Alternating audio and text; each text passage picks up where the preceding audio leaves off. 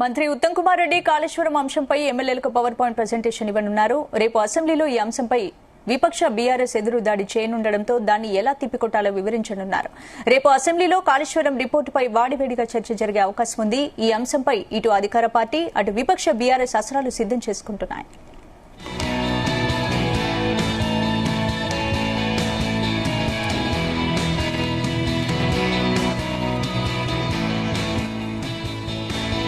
ఇందుకు సంబంధించి పూర్తి అప్డేట్స్ మా ప్రతినిధి సతీష్ అందిస్తారు. సతీష్.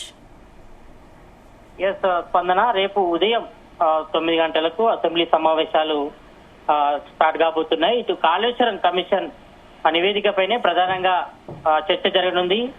దీంతో ఇటు అధికార కాంగ్రెస్ పార్టీకి ప్రతిపక్షంలో నుండి బీఆర్ఎస్ కు మధ్యలో వాడివేడిగా రేపు చర్చ జరిగే అవకాశం ఉంది. మరి ఈ నేపథ్యంలో మరి ఇటు కాంగ్రెస్ సంబంధించి ఎమ్మెల్యేలు ఏ రకంగా అనుసరించాలపై మంత్రి ఉత్తమ్ కుమార్ రెడ్డి నేతృత్వంలో ఈ రోజు సాయంత్రం 7 గంటలకు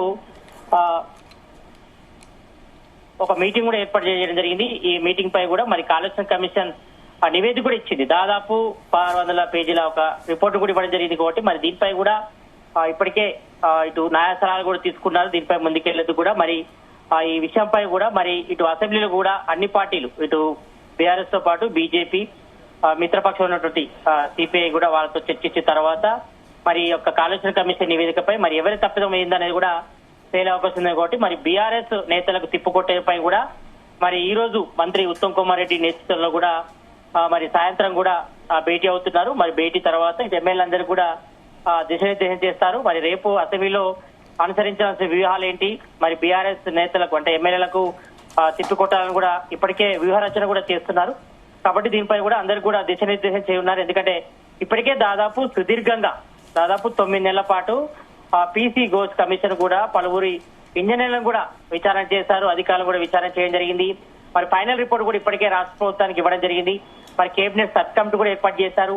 మరి న్యూస్ తీయడానికి దీని అధ్యయనం కోసం కూడా చేసి ఆ షార్ట్ కూడా చేయడం జరిగింది. ఈ యొక్క కాళేశ్వరం కమిషన్ రిపోర్ట్ ఏదైతే ఉందో పీసీ ఘోష్ నేతృత్వంలోని కమిటీ కూడా రిపోర్ట్ చేయడం జరిగింది. కాబట్టి మరి ఇందులో మేజర్ గా మరి అప్పుడు కాళేశ్వరం ప్రాజెక్టు నిర్మించినప్పుడు మరి ప్రధానంగా అప్పుడు ముఖ్యమంత్రిగా ఉన్నటువంటి కేసీఆర్, అప్పుడు ఆర్థిక శాఖ మంత్రిగా ఉన్నటువంటి హరీష్ రావు గాని, తర్వాత నీటిపారుదల శాఖ మంత్రి ఉన్నటువంటి హరీష్ రావు గాని, తర్వాత ఆర్థిక శాఖ మంత్రి ఉన్నటువంటి ఈటెల రాజేందర్ గాని మరి వీళ్ళ తప్పిదంతోనే మరి పెద్ద ఎత్తున కూడా రాష్ట్రానికి తీవ్ర నష్టం జరిగింది. మరి పెద్ద ఎత్తున కూడా నిధులు కూడా దుర్వినియోగం అనే ఆరోపణలు ఉన్నాయి. దాదాపు 1,00,000 కోట్లతో మరి కాళేశ్వరం ప్రాజెక్టు నిర్మించారు. మరి అందులో భాగంగా ఇటు మేడిగడ్డ ప్రాజెక్టుతో పాటు అన్నారం, చుందిల్లా ఈ 3 ప్రాజెక్టులు కూడా నిర్మించారు. మరి మేడిగడ్డ ప్రాజెక్టు మనం చూసాం. ఇటు పిల్లర్ నెంబర్ 20, 21 పగులు ఏర్పడ్డాయి. కొంతవరకు డ్యామేజ్ కూడా జరిగింది. మరి ఆ డ్యామేజ్ పూడ్చేందుకు కూడా ఇప్పటికే నేషనల్ డ్యామ్ సేఫ్టీ అధికారులు రంగంలోకి దిగి మరి ఒక రిపోర్ట్ కూడా ఇవ్వడం జరిగింది. మరి అదంతా కూడా నాసి రకంగా కాళేశ్వరం ప్రాజెక్టు కట్టారనే ఆరోపణలు కూడా ఉన్నాయి. మరి దీనికి సంబంధించి మరి పీసీ ఘోష్ నేతృత్వంలోని కమిటీ ఒక రిపోర్ట్ కూడా ఇవ్వడం జరిగింది. కాబట్టి మరి అందులో ప్రధానంగా మరి కేసీఆర్ డైరెక్షన్ లోనే ఈ యొక్క కాళేశ్వరం ప్రాజెక్టు నిర్మాణం జరిగింది. మరి అందులో కర్త కర్మ క్రియ అన్ని కూడా గత బీఆర్ఎస్ గవర్నమెంట్ లో ఉన్నటువంటి సీఎం ఉన్నటువంటి కేసీఆర్ నేతృత్వంలో అంత జరిగింది. కాబట్టి మరి అప్పుడు హరీష్ రావు నీటిపారుదల శాఖ మంత్రిగా ఉన్నారు, ఆర్థిక శాఖ మంత్రిగా ఈటెల రాజేందర్ ఉన్నారు. కాబట్టి మరి వీళ్ళ ముగ్గురు కన్సల్టలో జరిగింది. కాబట్టి మరి ముగ్గురుపై ఏ రకంగా మరి అసెంబ్లీలో చర్చ జరిగినప్పుడు మరి బీఆర్ఎస్ నేతలు కూడా కౌంటర్ అటాక్ చేసే అవకాశం ఉంటుంది. కాబట్టి మరి ఈ నేపథ్యంలో మరి కాంగ్రెస్ ఎమ్మెల్యేలు ఏ రకంగా కౌంటర్ అటాక్ చేయాలి, మరి ఏ రకంగా చేయాలనిపై కూడా మరి మంత్రి ఉత్తమ్ కుమార్ రెడ్డి, నీటిపారుదల శాఖ మంత్రి ఉత్తమ్ కుమార్ రెడ్డి మరి ఈ రోజు 7 గంటలకు కూడా మరి కాంగ్రెస్ ఎమ్మెల్యేలు అందరూ కూడా పవర్ పాయింట్ ప్రకటన ఇస్తారు. మరి ఇప్పటికే ఈ రోజు అసెంబ్లీకి వచ్చినటువంటి బీఆర్ఎస్ ఎమ్మెల్యే కూడా ఒకటే చెప్తున్నారు. మరి పవర్ పాయింట్ ప్రకటన అవకాశం మాకు కూడా ఇస్తే మేము కూడా చేస్తామని చెప్తున్నారు ఒకవైపు. కానీ ఆ విషయంలో మాత్రం కాంగ్రెస్ గవర్నమెంట్ ఎమ్మెల్యేలంతా కూడా ఒకటి చెప్తున్నారు. మరి మీరే చేసిన తప్పుకి మరి మీరే ప్రకటన ఇస్తారు. కాబట్టి మరి ఈ విషయంలో చర్చ జరిగిన తర్వాత అంటే కూలంకషంగా చర్చ జరిగిన తర్వాత మరి ఏంది అంటే గత బీఆర్ఎస్ గవర్నమెంట్ లో ఏం జరిగింది, మరి కాళేశ్వరం ప్రాజెక్టు నిర్మాణంలో జరిగినటువంటి లోపాలేంటి, మరి అందులో ఎందుకు మేడిగడ్డ పిల్లలు కుంగుబాటు జరిగింది మేడిగడ్డ ప్రాజెక్టులో బాగా, అదేవిధంగా అన్నారం ప్రాజెక్టుకు బొంగ కూడా పడింది. కాబట్టి మరి దీనికి ప్రధానంగా కారణాలు ఏంటి, మరి నాసి రకమైనటువంటి ప్రాజెక్టు నిర్మాణం చేపట్టడం కానీ, దానికి సంబంధించిన ఇంజనీరింగ్ వ్యవస్థ కానీ అంతా కూడా డిజైనింగ్ చేంజ్ చేయడంతోనే ఇటు కాళేశ్వరం ప్రాజెక్టు అంతా కూడా మరి దానికి కూడా పగులు ఏర్పడ్డాయి, ఇటు మేడిగడ్డ ప్రాజెక్టు కూడా. కాబట్టి మరి ఈ నేపథ్యంలో మరి అందులో పెద్ద తప్పిదం జరిగింది. కాబట్టి మరి దీనికి దాదాపుగా పెద్ద ఎత్తున కూడా భారీ మూల్యం చెల్లించుకోవాలి తప్పింది. ఎందుకంటే ఇప్పటికే దాదాపు రాష్ట్ర ప్రభుత్వం మరి కాళేశ్వరం ప్రాజెక్టు నిర్మాణంతో మరి పెద్ద ఎత్తున కూడా